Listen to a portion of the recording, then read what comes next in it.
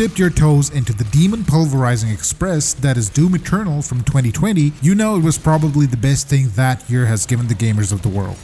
Building on the already excellent formula of push-forward combat from Doom 2016, Doom Eternal turned the dial up to 11 when it came to the blisteringly fast, sweat-inducing gameplay as you turned demons into the most visually appealing blood paste, with a more expansive lore that dove into the story of the incarnation of Rip and Tear himself, and all that was accompanied by Mick Gordon's jaw-dropping marriage of heavy metal and synth soundtrack. The Ancient Gods Part 1, being that it is the first expansion of the two-part story after the events of the main game, does more of the same, the only difference being that the dial that was turned up to 11 has broken off and there is no way to dial it back down. The story, as usual, follows the Doomslayer who, after having saved Earth from Hell's invasion, continues his quest to set things right for good. For this reason, the Slayer is out to find his old buddy, the Seraphim, with a few interesting revelations on the way. To do this, he travels through the three main realms as featured previously, represented as the three massive levels that the game has on offer. The first is set in the rain-drenched UAC Atlantic facility on Earth. The second is the Blood Swamps of Hell. And finally, there is a revisit to the now all-corrupted Urdak, where you play through a location called The Holt. Throughout these levels, much like in the Doom fashion, you get bits and pieces of the story that are more tightly knit in terms of its narrative, since it is a shorter overall run to get through.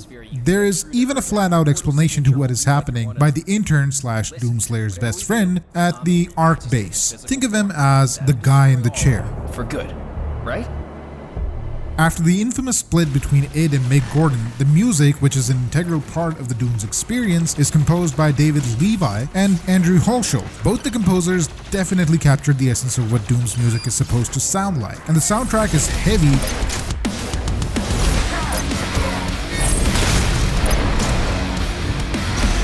and appropriately ambient where it needs to be through and through,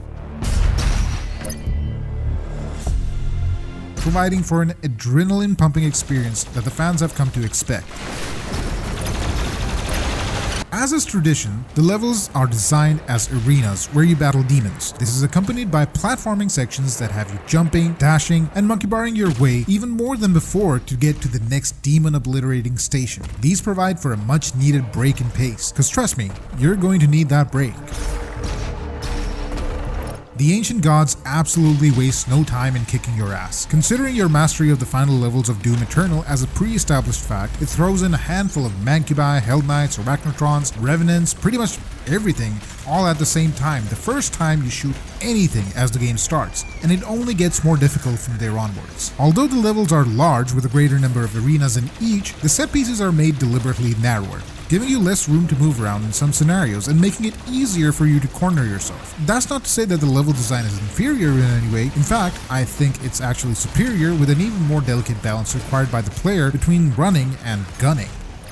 Being that the entire demon roster is being chugged at you almost throughout the entirety of the game, there were times where my screen was filled to the brim with demons. The game requires you to really get down with the proper utilization of these arenas, and to get down with these quick, as it throws in a few surprises your way to keep you on your toes. The first of those surprises are the turrets, introduced in the first level. If you can't aim fast enough with a precision weapon to shoot the eyeball, they tend to hide, only to pop up again to shoot you when you're not looking. While not difficult to take down on their own at all, considering that they are stationary unlike any other enemies from the game, the precise aim to shoot requirement they induce in the midst of all the chaos can leave you exposed to oncoming attacks.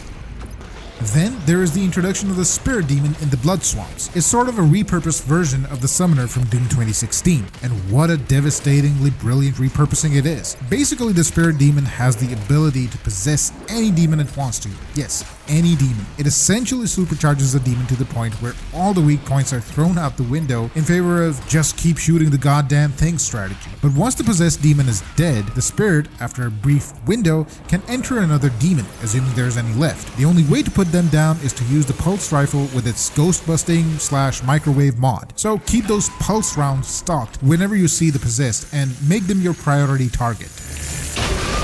The Holt, which is the final level of the game, along with most confined spaces and twisted arenas, introduces the Blood Maykrs. You can only damage them in a brief window when they lowered their shields and ready up to attack you. And the weapon of choice? Well, you guessed it. Pack something with precision, aka the ballista or the precision bolt from the heavy cannon.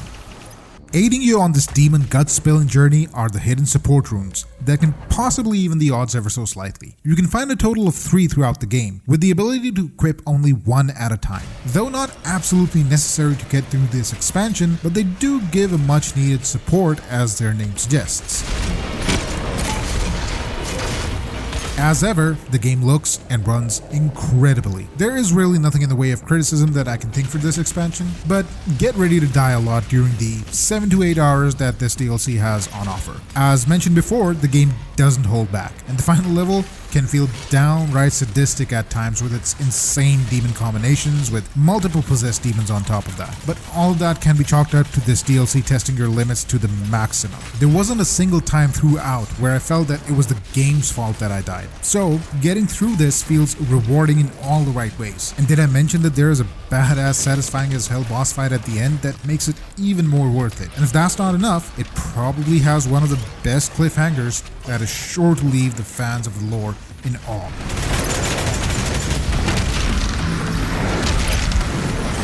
The Ancient Gods Part 1 feels like an expansion in its truest form, with a more old school feel to it, and it is hands down one for the fans of this title. I for one cannot wait to see what it has in store for the second part of this excellent DLC. If you're up for testing your demon slaying skills once again, then this is a must play.